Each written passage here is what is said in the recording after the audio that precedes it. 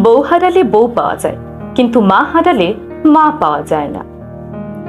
এটি আমাদের সমাজের একটি প্রচলিত কথা। মনে হয় বউ যেন ডাস্টবিনের ময়লা, মন চাইলো তুলে আনলাম, আর মন চাইলো ছুঁড়ে ডাস্টবিনে ফেলে দিলাম। যারা এই ধরনের মনোভাব পোষণ করেন কিংবা এই ধরনের কথা বলেন, তাদের উদ্দেশ্যে কিছু কথা বলি।